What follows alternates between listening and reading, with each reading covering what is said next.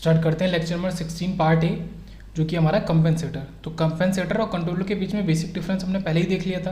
Compensator हमारा frequency domain की response characteristics को इम्प्रूव करने के लिए इस्तेमाल किया जाता है। It is a device use to improve frequency response of a system. Okay, और कंट्रोलर जो होता है उसमें टी आ जाता है, कंट्रोलर, तो टी फॉर टाइम डोमेन, वो टाइम डोमेन की रिस्पॉन्स ऑफ द सिस्टम को हमारा इम्प्रूव करता है। ओके, तो यहाँ पे क्या होता है, जो कंपेंसेटर्स होते हैं उनको हम विद द हेल्प ऑफ जो फेज होता है डिफाइन करते हैं। जैसे कि अगर फेज लीड कर रहा है तो phase lead compensator, okay, phase lag compensator, phase lag lead और लीड लैग, इस तरीके से। जो हमारा फेज लीड कंपेंसेटर होता है वो हमारा लगभग इक्वल होता है P प्लस डी कंट्रोलर के।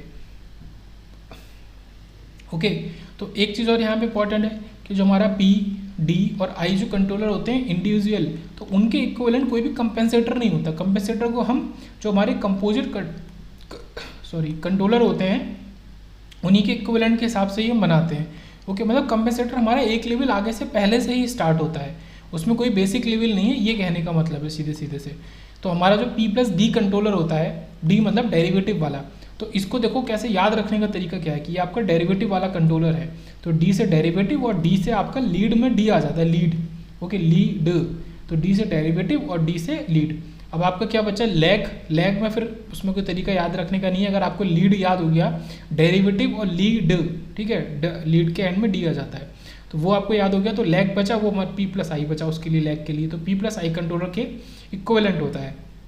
और लीड कंट्रोलर का नाम ही उसमें लीड आ जा रहा है, फेज लीड, तो यहाँ पे फेज जो होगा वो पॉजिटिव फेज होगा, ये चीज़ पॉजिटिव फेज को हमको देती है। और हमारा फेज लैग का मतलब कि नेगेटिव फेज आपको मिलेगा आउटपुट में। ये तो बेसिक फेज लीड और फेज लैग कंपेंसेटर हुए, ओके, जो कि इक्वल है P plus D controller and P plus I controller respectively. अब लास्ट केस पे आते हैं फेज लैग लीड और लीड लैग। अब देखो इनमें डिफरेंस क्या है। अब आप कहोगे लैग लीड, लीड लैग, मतलब केवल नाम आगे पीछे लिख देने से क्या अंतर आ जाएगा, तो अंतर आ जाएगा। असल में क्या होता है, जब हम इनको लिखते हैं जैसे कि फेज लैग लीड या लीड लैग, जैसे इसमें लैग पहले आ रहा है, इसमें लीड पहले आ रहा है, तो जो चीज़ पहले आती है वह आपका किसको बताती है, लो फ्रिक्वेंसी के बारे में हमें बताती है कि लो फ्रिक्वेंसी पे हमारा जो सिस्टम है वो हमारा कैसा है, वो लैग को शो कर रहा है कि लीड को शो कर रहा है, नेगेटिव फेज को शो कर रहा है कि पॉजिटिव फेज को शो कर रहा है। अगर हमारा लैग लीड, ये जो फर्स्ट वाला है, इसको ए बोल सकते हैं, सी का पार्ट ए और सी का पार्ट बी। ओके, तो फेज हमारा लैग लीड अगर है, फेज लैग लीड कंपेंसेटर है, इसका मतलब पहले क्या है, फ्रीक्वेंसी लो फ्रीक्वेंसी, तो लो फ्रीक्वेंसी हमारी लैग कर रही है और हाई फ्रीक्वेंसी लीड कर रही होगी। ओके, इनको तो हम आगे पीछे कर सकते हैं, लैग लीड, लीड लैग को। अब इनसे डिफरेंस क्यों क्रिएट होता है, क्योंकि पहली वाली जो चीज़ है जस्ट फर्स्ट, तो वो हमारा लो फ्रीक्वेंसी को शो कर रहा है उसके रिस्पॉन्स को, और बाद वाली चीज़ हमारे हाई फ्रीक्वेंसी के रिस्पॉन्स को शो कर रहा है। अगर हम लीड लैग बनाएंगे, इसका मतलब कि लो फ्रीक्वेंसी हमारी होगी पॉजिटिव, क्योंकि ये लीड यहाँ पे है, ओके, और लैग क्योंकि बाद में है, तो हाई फ्रीक्वेंसी क्या होगी हमारी, नेगेटिव। तो ये इंपॉर्टेंट है कि जो हमारा पहले लिखा जाता है, जैसे कि लैग लीड, लीड लैग दोनों में ही, जैसे यहाँ पे लैग पहले लिखा गया है, यहाँ लीड पहले लिखा गया है, दोनों ही लो फ्रीक्वेंसी को हमें दर्शा रहे हैं कि लो फ्रीक्वेंसी कैसी है, पॉजिटिव कि नेगेटिव। और ये किसकी इक्वल होता है, ये आपका सबसे बड़ा जो कंट्रोलर होता है आपका P plus I plus D controller, all three को जिसमें इस्तेमाल कर लेते हैं, तो ये हमारा उसकी इक्विवेलेंट होता है। पर ये दो तरीके का हो सकता है, फेज लैग लीड भी हो सकता है और लीड लैग भी हो सकता है। तो ये बेसिक्स हुए। फिर बात करते हैं ट्रांसफर फंक्शन ऑफ लीड और लैग कंपेंसेटर। तो इसको पढ़ने से पहले आपको जो टाइम कांस्टेंट फॉर्म है ट्रांसफर फंक्शन का वो पता होना चाहिए। तो बेसिक सा फॉर्म तो ये हमारा हो गया S plus Z, okay, pole zero form, S plus P इस फॉर्म में है। तो जो हमारा यहाँ से एक बेसिक बात के निकल के आ गई कि जो कंपेंसेटर है उसका ट्रांसफर फंक्शन आपको कुछ इस तरीके से दिया होगा, okay, GC equal to S plus Z, S plus P, एक ऊपर जीरो होगा नीचे पोल होगा। अब इसमें हमें पता कैसे चलेगा कि कौन सा हमारा कंपेंसेटर है, उसको पता करने का क्या तरीका है कि इसी में से आप जीरो और पोल की वैल्यू को बाहर निकाल लो। जैसे आपने यहाँ निकाला Z अपॉन P, Z क्योंकि ऊपर मौजूद है तो उसको न्यूमरेटर में लिखोगे और P को नीचे। अब इसी टर्म को हम क्या ले लेते हैं, रेशियो को ले लेते हैं अल्फा। ये रेशियो इंपॉर्टेंट है, अल्फा, ये अल्फा ले लिया। अगर ये रेशियो आपका लेस देन 1 है, इसका क्या मतलब है, आपका अल्फा लेस देन मतलब है कि Z by P less than 1 है, इसका मतलब कि आपका जो जीरो है वो लेस देन पोल है। इसका ये सीधा सा मतलब है कि जीरो इज लेस देन पोल। अगर जीरो लेस देन पोल होगा, इसका क्या मतलब होगा कि जीरो छोटा है पोल से, बट इसका क्या मतलब है कि minus Z is greater than minus P। तो देखो यहाँ पे ये माइनस Z आपका ओरिजिन के ज़्यादा पास बना है, तो ये डोमिनेंट है। तो अगर आपका ये जीरो डोमिनेंट है, इसका मतलब ये लीड टाइप का कंपेंसेटर है। ओके, अगर जीरो डोमिनेंट है तो ये लीड टाइप का कंपेंसेटर है। इसको याद करने का तरीका क्या है, आप पॉजिटिव वैल्यूज़ को देखो। ओके, जेड और पी की पॉजिटिव वैल्यूज़ को देखो। अगर आपका पी की पॉजिटिव वैल्यू बढ़ी है, पोल की बढ़ी है, मतलब आपका डिनोमिनेटर वाली वैल्यू ज़्यादा बढ़ी है, तो ये लीड टाइप का कंपेंसेटर हो जाएगा। ठीक है, इसको ये तो जैसे एक ट्रिक है याद करने के लिए कि डिनोमिनेटर इसमें डी आता है और इसमें लीड में भी डी आता है। तो ये चीज़ हो गई। अगर आपके डिनोमिनेटर में क्या मौजूद है, पोल की पॉजिटिव वैल्यू, पर इसको देखने के लिए आपको दोनों की पॉजिटिव वैल्यू देखनी पड़ेगी। पॉजिटिव वैल्यू के हिसाब से पोल बढ़ा है, बट नेगेटिव वैल्यू के हिसाब से जीरो बड़ा हो जाएगा। आगे चलते हैं। ठीक है, नेगेटिव वैल्यू के हिसाब से ये आपको दिख रहा होगा जीरो बड़ा हो जाएगा। आगे चलते हैं। नेक्स्ट आपका अल्फा जो है जेड अपॉन पी, अब कह रहा है कि वो ग्रेटर देन 1 है। इसका मतलब कि z इज ग्रेटर देन 1। इसका सीधे से ये मतलब है कि जीरो आपका ग्रेटर देन 1 है, तो यहाँ पे ये लैग को शो करेगा। पर जीरो ग्रेटर देन 1 होने का मतलब, सॉरी, ग्रेटर देन p होने का मतलब ये नहीं है कि जीरो बड़ा है। इसका क्या मतलब है कि आपका minus Z is less than minus P. Okay, तो माइनस पी की वैल्यू ज़्यादा बड़ी है, तो वो ये आपकी हो जाएगी डोमिनेंट, जो आपकी बन जाएगी ओरिजिन के पास। तो यहाँ पे पोल आपका एक्चुअल में देखा जाए तो पोल डोमिनेंट है, तो ये लैग टाइप का कंपेंसेटर देगा। या तो आप इस तरीके से याद कर लो, पहले तो इनको ग्राफ में बना लो, एस डोमेन में इस तरीके से बना लो, एस प्लेन में। अगर आपका जीरो डोमिनेंट है तो वो लीड हो जाएगा कंपेंसेटर, पोल डोमिनेंट है तो लैग हो जाएगा। दूसरा तरीका मैंने क्या बताया, आप दोनों की पॉजिटिव वैल्यू को कंपेयर करो और देखो कि डिनोमीटर कौन सी वाली पॉजिटिव वैल्यू ज़्यादा है। अगर डिनोमीटर वाली पॉजिटिव वैल्यू ज़्यादा है, इसका मतलब लीड टाइप का कंपेंसेटर है। तो दोनों तरीकों से आप याद रख सकते हैं। आगे चलते हैं। Transfer function of lead lag और आपका लैग लीड, जब हम कॉमन कंबाइन कर देते हैं, ओके, लीड लैग और लैग लीड इस तरीके का बना देते हैं, तो आपका ट्रांसफर फंक्शन क्या होता है।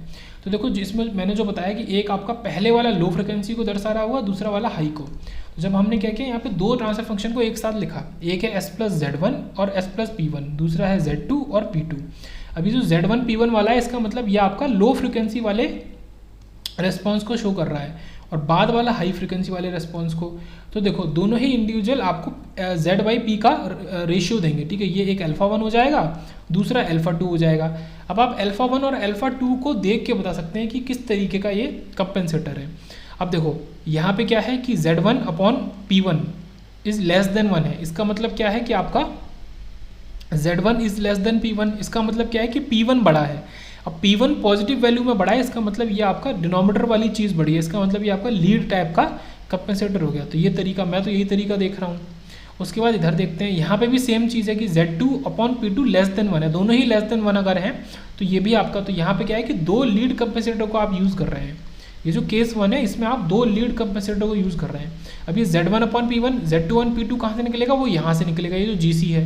पहले वाले ट्रांसफर फंक्शन से Z1 अपॉन P1 जो कि लो फ्रिक्वेंसी वाला है। ओके, तो इस तरीके से है। नेक्स्ट केस देखते हैं। यहाँ पे हमने क्या किया कि Z1 upon P1 greater than 1 है, ये अल्फा 1 है और ये आपका अल्फा 2 है। इसका क्या मतलब है कि Z1 P1 से बड़ा है। इसका क्या मतलब है कि जो P1 पॉजिटिव वैल्यू में है वो छोटा हो गया Z1 से। इसका मतलब कि अब डिनोमीटर वाली चीज़ बड़ी नहीं है। ओके, मतलब लीड नहीं है, ये लैग टाइप का कंपेंसेटर है और दोनों ही सेम कंडीशन को दे रहे हैं। तो ये जो केस 2 है, ये आपका क्या दे रहा है, दो लैग टाइप के कंपेंसेटर को दे रहा है। ठीक है, केस 2 लैग कंपेंसेटर्स, ये चीज़ हो गई। उसके बाद केस 3 देखते हैं। यहाँ पे हमने सेम वही लिया अपना अल्फा 1 और अल्फा 2। ओके, अल्फा 1 और अल्फा 2, तो ये लिया। अब इसको कंपेयर करेंगे। अब यहाँ पे डिफरेंट वैल्यू दे रहे हैं, एक ग्रेटर देन 1 है, एक लेस देन 1। तो कंपेयर कर लेते हैं। Z1 upon P1 less than 1 का क्या मतलब है कि Z1 लेस देन P1 है। ओके, मेरे साथ में चलना, जो मैं बोलता जा रहा हूँ ध्यान से सुनना।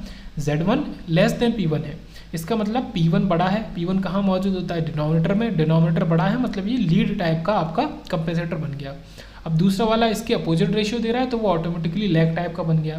पर पहला वाला आपका क्या देता है, लो फ्रिक्वेंसी वाला देता है। इसका मतलब इसका नाम लिखते वक्त आप पहले लिखेंगे लीड, उसके बाद लिखेंगे लैग। तो ये लीड लैग टाइप का कंपेंसेटर हो गया। ओके, तो बड़ा आसान है पहचानना, कोई प्रॉब्लम नहीं है। उसके आगे देखते हैं केस 4। ये Z1 अपॉन P1 आपका है। अब ये क्या है, ग्रेटर देन 1 है। इसको देखें तो Z1 ग्रेटर देन P1 मिल रहा है। इसका क्या मतलब है कि P1 जो है वो छोटा है Z1 से। इसका मतलब डिनोमीटर वाली चीज़ छोटी है Z1 से। इसका मतलब कि लीड नहीं होगा अब ये लैग टाइप का कंपेंसेटर होगा, ये जो कि लो फ्रिक्वेंसी के लिए है। और उसके बाद जो सेकंड रेशियो है वो अपोजिट है। ये ग्रेटर देन 1 था पहला वाला, ये आपका लेस देन 1 है। जब ये अपोजिट है तो ये ऑटोमेटिकली आपको क्या दे देगा, लैग टाइप का कंपेंसेटर, लीड टाइप का कंपेंसेटर दे देगा, क्योंकि पहला वाला लैग है, ये लैग है। तो ये आपका क्या बन गया, लैग लीड कंपेंसेटर बन गया इस तरीके से। ओके, अब यहाँ पे फिर से वापस आते हैं। अब हमने क्या देखा था कि जो लीड टाइप का कंपेंसेटर होता है उसमें P1 ग्रेटर देन होना चाहिए Z1 के, पर ये पॉजिटिव वैल्यू में है। अगर इसमें नेगेटिव वैल्यू लगाओगे तो क्या हो जाएगा, -Z1 is greater than -P1 हो जाएगा। ओके, तो इसका क्या मतलब है, ये जो -Z1 आपका है जो क्लोज टू ओरिजिन होगा, इसका क्या मतलब है कि आपका लीड टाइप के कंपेंसेटर के लिए आपका 0 क्लोज टू ओरिजिन होना चाहिए। ओके, तो देखो ये वही चीज़ है, ये आपका पोल है और ये ब्लू वाले से ऑटोमेटिकली 2 0 बना के रखे हैं। अब दोनों को अलग तरीके से देखो, दोनों ही पेयर को अलग तरीके से ट्रीट करो। जो ओरिजिन के जो पेयर, अब मैं पेयर बोल रहा हूँ ना कि पोल जीरो, जो पेयर पोल जीरो का ओरिजिन के करीब है वो आपको लो फ्रिक्वेंसी का दे रहा होगा ये वाला, और जो पेयर आपका पोल जीरो का ओरिजिन के दूर है, ओके, तो वो आपका हाई फ्रिक्वेंसी वाली चीज़ को दे रहा होगा। मान लो ये आपको ग्राफ दे दिया गया, अब ये तो यहाँ तो तब भी ठीक है कि लीड और लीड दोनों ही लीड दे रहे हैं क्योंकि जीरो करीब है ओरिजिन के, और इस वाले पेयर में भी जीरो करीब है। अब आप एक चीज़ ये देखो, कभी आप गलती से ये इनका पेयर ना बना, तो जब इनका पेयर बना दोगे तो फिर आप कहोगे अरे ये तो लैग टाइप का है, वहाँ पे हो जाएगा गड़बड़। तो आपको क्या करना है, ओरिजिन से चलते हुए हर दो चीज़ों को उठा लेना, उसको एक पेयर की तरह ट्रीट कर लेना, ठीक है। ओरिजिन से इधर चलोगे तो आपको सबसे पहले ये पेयर मिलेगा, उसके बाद ये पेयर मिलेगा, और दोनों ही लीड टाइप के आपके कंपेंसेटर हैं, तो इसको लीड कंपेंसेटर हम बोलेंगे। ओके, नेक्स्ट देखते हैं, यहाँ पे आपको पोल मिल रहा है ओरिजिन के पास में, इसका क्या मतलब है कि आपका -P1 की वैल्यू ग्रेटर देन है -Z1 से, क्योंकि पोल मिल रहा है। इसका क्या मतलब है कि Z1 की वैल्यू आपकी बड़ी है P1 से, क्योंकि ये माइनस है तो ये उल्टा हो जाएगा, जब आप इसको प्लस करेंगे तो Z1 बड़ा है P1 से। अब क्योंकि Z1 बड़ा है P1 से मतलब P1 छोटा है, P1 छोटा है मतलब डिनोमिनेटर वाला टर्म छोटा है, इसका मतलब कि लीड टाइप का कंपेंसेटर नहीं होगा, ये लैग टाइप का कंपेंसेटर होगा। ये पूरा प्रोसेस है, अगर आप इससे क्या होता है ना, प्रोसेस से कन्फ्यूजन नहीं होता, आप लैग पे पहुंच गए। ये दोनों, ये भी लैग होगा क्योंकि इसका पेयर भी पोल इधर है, और ये वाला भी लैग होगा, तो ये लैग टाइप का कंपेंसेटर हो जाएगा। ये तो बेसिक चीज़ हो गई। अब मान लो आपको ये वाला ग्राफ दिया है, आपको केवल ये ग्राफ दिया है, ओके, और अब आपसे पूछा है ग्राफ देने के बाद में कि ये किस तरीके का कंपेंसेटर होगा, आपको और कुछ भी नहीं पता। तो क्या तरीका मैंने बताया, आप इधर से चलो ओरिजिन से, सबसे पहले जो दो आपको मिले, ठीक है, दो क्या मतलब पोल जीरो कुछ भी हो, उनको पेयर बना लो। अगले जो दो मिले उनको पेयर बना लो, और जब इनको पेयर बना लिया तो फिर देखो ये ऐसा है, तो इनको पेयर बना लिया हमने।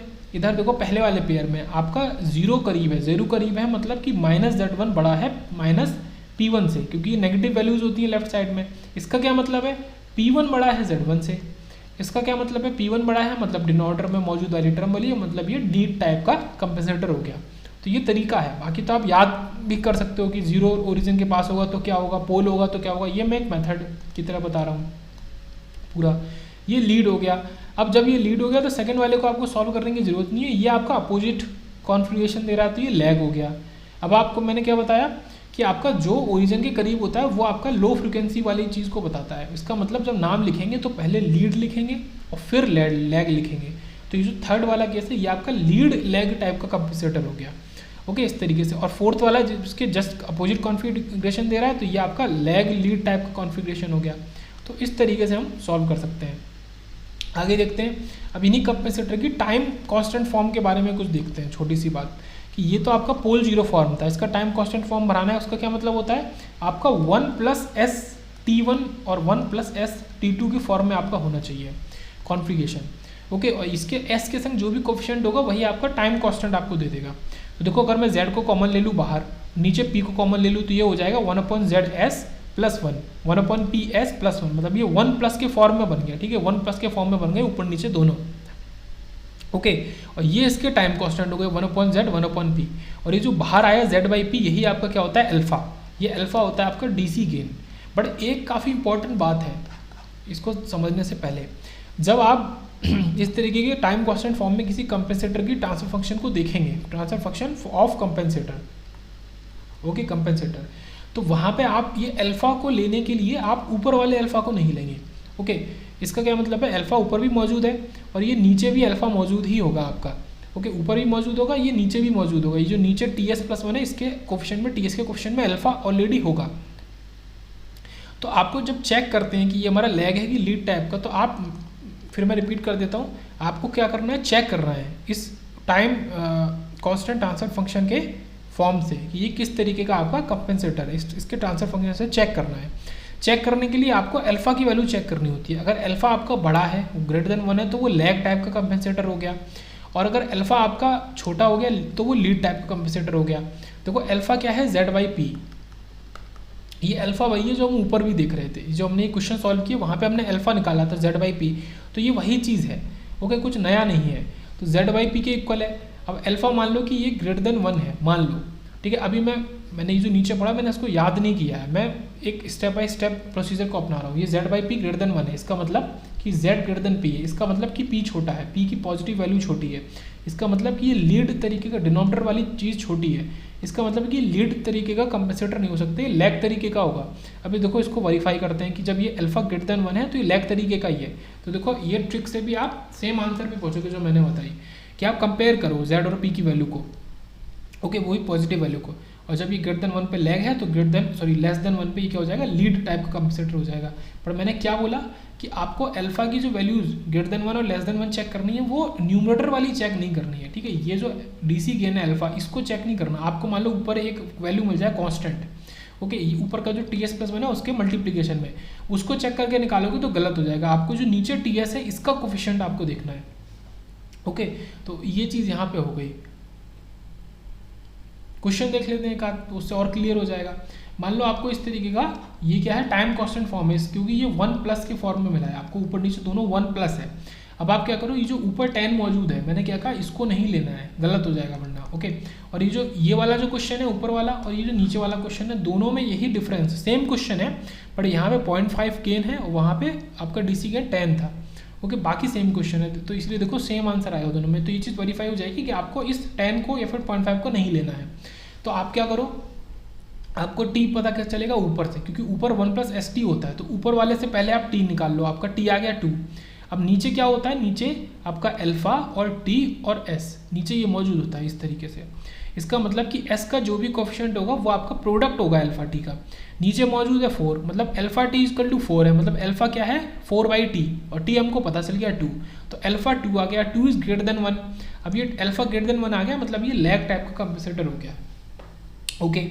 अब नेक्स्ट क्वेश्चन में देखते हैं। देखो यहाँ पे भी सब कुछ सेम है, आप पॉज करके देख सकते हो, बस हमने इस गेन को 0.5 कर दिया। तो मैंने क्या कहा, अल्फा को निकालने के लिए इसको इस्तेमाल कभी नहीं करना है, और यहाँ पे भी आपका अल्फा ग्रेटर देन 1 ही दे देगा, क्योंकि सेम क्वेश्चन है, तो आपका लैग कंपेंसेटर हो जाएगा।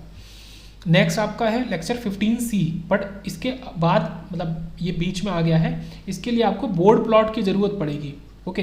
तो इसको हम देखेंगे लेक्चर 15C में, बट हमारा 15B जो चल रहा है इसमें अभी कुछ और देख लेते हैं पॉइंट्स, ओके। ये पूरा बोर्ड प्लॉट चाहिए, तो इसके लिए बोर्ड प्लॉट पढ़ने के बाद इसको पढ़ेंगे।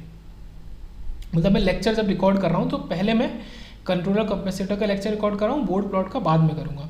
तो ये पूरा आपका बोर्ड प्लॉट है। अब आते हैं आगे, जहाँ से हमारा वापस से लेक्चर शुरू होगा। ये बोर्ड प्लॉट चल रहा है,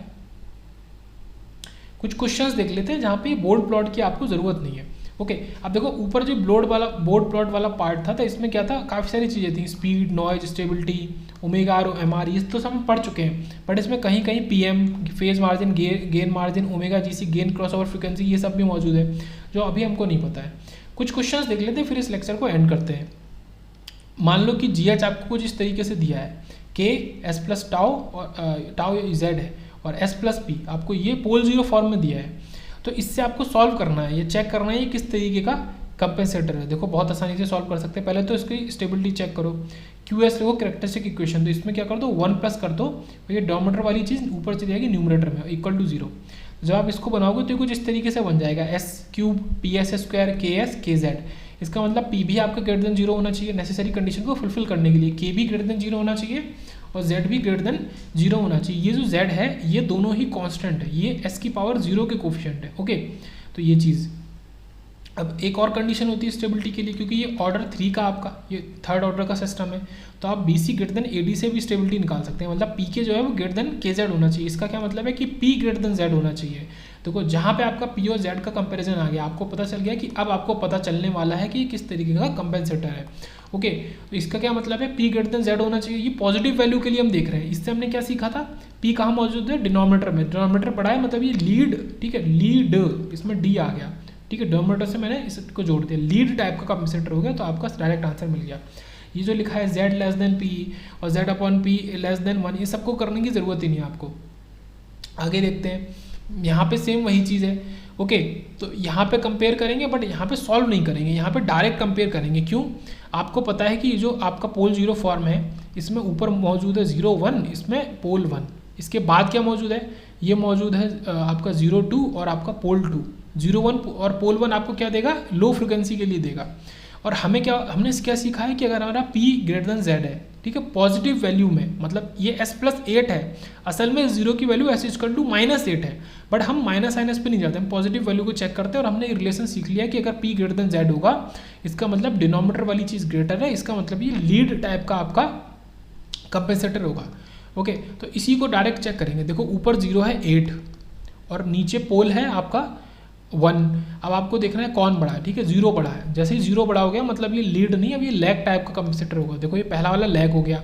और सेकंड केस में भी यही चीज़ है कि 0 10 है और आपका जो पोल है वो 2 है और 10 2 से बड़ा, ये भी लैग टाइप का हो गया। तो ये आपका लैग कंपेंसेटर बन गया। आगे देखते हैं एक दो क्वेश्चन और। अब देखो यहाँ पे हमने क्या करेंगे, ये तो ऊपर तो PD कंट्रोलर है हमारा K×S+1। अब इसमें क्या देखेंगे कि विदाउट S+1, ठीक है, ये PD कंट्रोलर हम डाल रहे हैं। अगर विदाउट S+1 देखें मतलब ये क्या है, K/S³ है, मतलब इसको यहाँ पे आपको -1 पे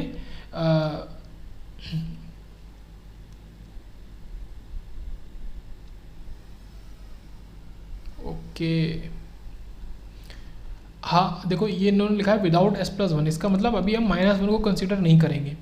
तो मतलब क्या है कि ये आपके 3 पोल ओरिजिन पे हैं, 3 पोल ओरिजिन पे है, तो ये अनस्टेबल है। अभी तो पहली बात है कि 3 पोल, जैसे ही एक से ज़्यादा पोल, ये कॉन्सेप्ट अगर आप भूले नहीं है तो जैसे ही एक पोल आपका ओरिजिन पे आएगा या फिर जियोमेट्रिक एक्सिस पे आएगा तो वो मार्जिनली स्टेबल बनेगा, और जैसे ही एक से ज़्यादा आएंगे तो वो अनस्टेबल बन जाएगा। अब यहाँ पे सेकंड केस क्या है कि विद S+1, जैसे ही हमने S+1 को ऐड किया तो फिर भी ये अनस्टेबल ही है। तो कभी कभी क्या होता है कि P+D कंट्रोलर जो होता है वो हमारे स्टेबिलिटी को बढ़ाता तो है पर हमेशा नहीं बढ़ाता, कभी कभी नहीं भी बढ़ाता है। तो यहाँ पे क्या है कि S+1 को डालने का क्या मतलब है कि ये PD कंट्रोलर हम इसमें यूज़ कर रहे हैं। ओके, S+1 अगर ऊपर डाल रहे हैं इसका मतलब PD कंट्रोलर का इस्तेमाल कर रहे हैं, पर फिर भी ये स्टेबिलिटी को नहीं बढ़ा पा रहा। अब क्या करेंगे, सेम फंक्शन में, सेम ट्रांसफर फंक्शन में, ये जो K/S³ है ये हमारा पहले से मौजूद है, हम S+1 का स्क्वायर इसमें मल्टीप्लाई करेंगे। ओके, मतलब हम मोर देन 1, देखो ये क्या लिखा है, then we use more than 1 PD controller. अगर हम एक से ज़्यादा PD कंट्रोलर का इस्तेमाल करेंगे तो आपका जो सिस्टम है वो आपका स्टेबल बन जाएगा। ओके, तो यहाँ पे मैं केवल कॉन्सेप्ट सिखा रहा हूँ। क्यों? क्योंकि अब इसके लिए भी अगर आपको ये ग्राफ समझना है तो फिर आपको नाइक्विस्ट पढ़ा होना चाहिए पहले से। तो हम इस नाइक्विस्ट वाले प्लॉट को देख के स्टेबिलिटी पे कमेंट कर रहे हैं। तो मैं आपको स्टेबिलिटी निकालना नहीं सिखा रहा, मैं आपको कॉन्सेप्ट सिखा रहा हूँ कि अगर कभी एक, वैसे तो P+D कंट्रोलर स्टेबिलिटी को बढ़ा देता है, पर अगर कभी एक P+D कंट्रोलर स्टेबिलिटी को नहीं बढ़ा पा रहा तो आप मोर देन 1 यूज़ कर सकते हो, मतलब S+1 का स्क्वायर या क्यूब भी यूज़ कर सकते हो। ये चीज़ हो गई। अब देखो ये आपको ट्रांसफर फंक्शन दिया था, इससे डायरेक्ट सॉल्व करना हमने सीखा है। देखो ये 10 है, ये 100 है। अब इसमें क्या है, पोल आपका बड़ा है, मतलब डिनोमिनेटर वाली चीज़ बड़ी है तो डायरेक्ट ये लीड हो गया। देखो इसको देख के तुरंत बता दो, ऊपर न्यूमरेटर है नीचे डिनोमिनेटर है, दोनों की पॉजिटिव वैल्यू लो, आपका जैसे ही डिनोमिनेटर बढ़ा ये लीड टाइप का कंपेंसेटर हो गया। यहाँ पे भी 20 और 200, यहाँ पे भी ये लीड टाइप का कंपेंसेटर हो गया क्योंकि ये डिनोमिनेटर बड़ा है। तो आपका क्या होता है कि 2 lead compensator can also stabilise the system. तो जो काम आपका 2 क्या कर रहा था, P+D कंट्रोलर कर रहा था, और वही आपका 2 लीड कंपेंसेटर भी काम कर सकते हैं। ओके, मतलब देखो कंट्रोलर डालने के लिए आपको क्या करना है, S+1 का स्क्वायर डालना है। तो आपकी इसका क्या मतलब है, 2 कंट्रोलर पड़े। कंपेंसेटर डालने के लिए आपको पूरे ऊपर नीचे, ठीक है, पोल 0 डालने पड़ेंगे। एक ये कंपेंसेटर है, एक ये कंपेंसेटर है, और ये हमारा ओरिजिनल वाला ट्रांसफर फंक्शन है K/S³। ये हमारा प्लांट है, ये 2 हमने कंपेंसेटर लगाए। तो ये इस तरीके से हमको दिखा।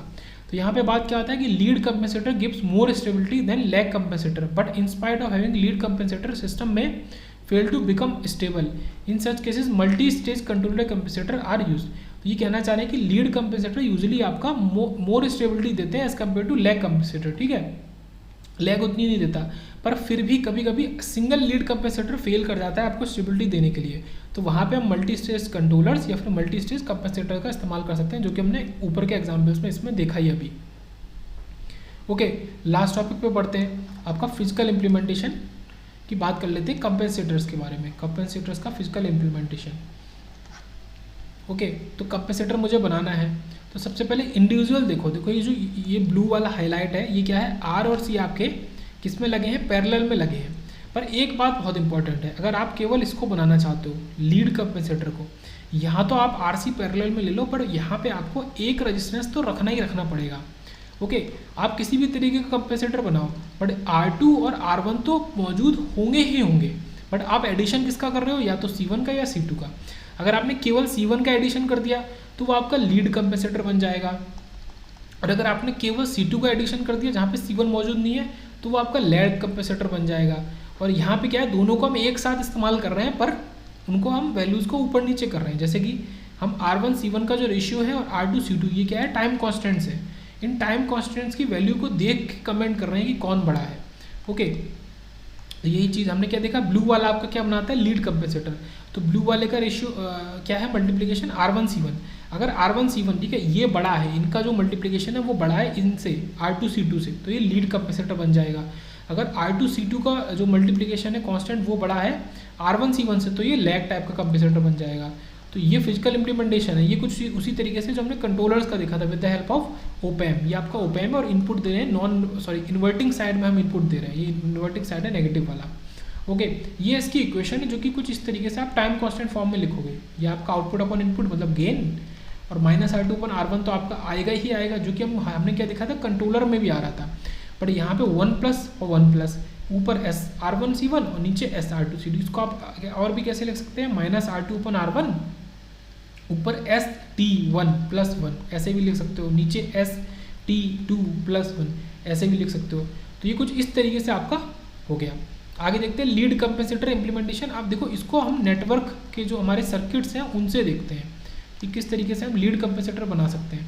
अगर आपको लीड बनाना है तो आपने क्या देखा था, वैसे भी R1 C1 जो होता था उसका रेशियो होना चाहिए। ओके, तो देखो ये लीड बनाना है हमें R1 C1 वाला, तो यहाँ पे वही चीज़ कर रहे हैं कि आउटपुट में केवल आपका R2 होना चाहिए।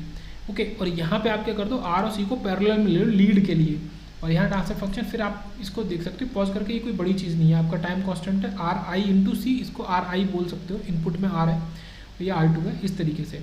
ओके, और लैग कंपेंसेटर बनाना है तो आपको सीरीज़ में लेना है, ये चीज़ आपको याद रखनी है, दोनों में डिफरेंस है। ठीक है, सीरीज़ में लेना है अगर आपको लैग बनाना है, और आप पैरेलल में लोगे अगर आपको लीड बनाना है, ये डिफरेंस है मेजर। तो आप इसको डिफरेंस को देख के बता सकते हो कि लीड कंपेंसेटर है कि लैग। अब आपका R1 मैंने क्या कहा, देखो R1 और R2 तो दोनों ही केस में मौजूद रहेंगे, हम केवल कैपेसिटर की लोकेशन को चेंज कर रहे हैं। ओके, कैपेसिटर की लोकेशन को चेंज कर रहे हैं। और लैग में क्या होता है, जो आपका अल्फा होता है Z/P वो ग्रेटर देन होता है 1। ओके, तो ये लैग हो गया, और ऊपर आपका अल्फा जो है Z/P वो लेस देन 1 है, देखो ये लेस देन 1 है, तो आप इससे भी निकाल सकते हो। तो इसको आप पॉज करके देख सकते हो।